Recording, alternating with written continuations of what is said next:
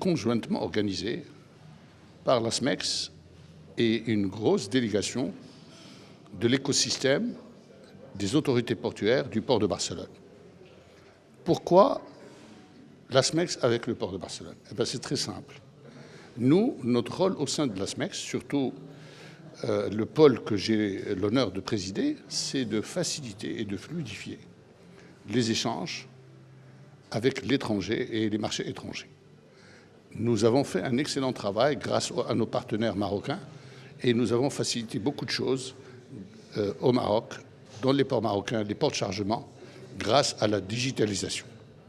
Aujourd'hui, nous sommes obligés d'aller au-delà, parce que ça ne sert à rien de gratter quelques heures ici dans les ports marocains et perdre des jours à destination à cause d'une immobilisation ou à cause d'un contrôle abusif. Voilà. Et donc, nous avons ouvert le dialogue avec les ports importants et les ports qui sont censés être non seulement un port de déchargement, mais aussi une porte d'entrée pour les marchés européens. Parce que le port de Barcelone peut desservir tout le nord de l'Espagne, le centre de l'Espagne, mais aussi la France.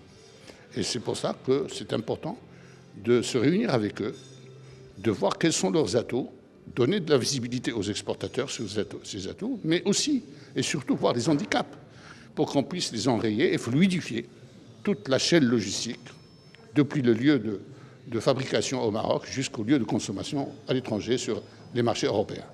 Voilà un peu, cette rencontre s'inscrit dans ce sens. Aujourd'hui, il y a eu des difficultés à cause du Covid, comme il y a aujourd'hui des difficultés à cause des attaques des Houthis dans la mer Rouge. Mais ça n'a strictement rien à voir avec notre rencontre d'aujourd'hui. Notre rencontre avec le port de Barcelone aujourd'hui, c'est surtout comment accélérer les passages portuaires pour que l'exportateur marocain puisse vendre en flux tendu et donc être plus compétitif sur les marchés européens. Bon, Je voudrais avoir votre avis sur ça aussi. Mon avis, c'est que les attaques Houthis, ils ont créé de l'insécurité dans le passage de la mer Rouge vers le canal Suez pour servir la Méditerranée et l'Europe. Aujourd'hui, la majorité des armateurs, surtout les porte-conteneurs, ils ont commencé à détourner leurs bateaux. Ça veut dire, au lieu de passer par la mer Rouge, ils contournent le cap de Bonne-Espérance en Afrique du Sud.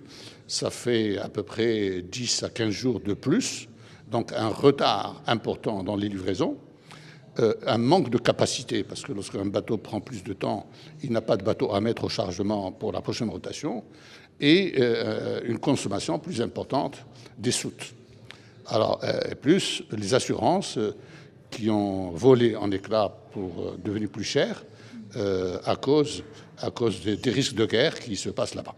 Voilà, tout ça fait que le fret aujourd'hui, il a été augmenté depuis l'Asie sur la majorité des ports méditerranéens et le Maroc. Il a été augmenté de 50 à 100%.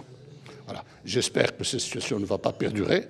J'espère que la libre circulation du commerce international va être rétablie. Et à ce moment-là, les taux de fret, nous l'espérons au moins au sein de la SMEX, vont revenir à un taux normal.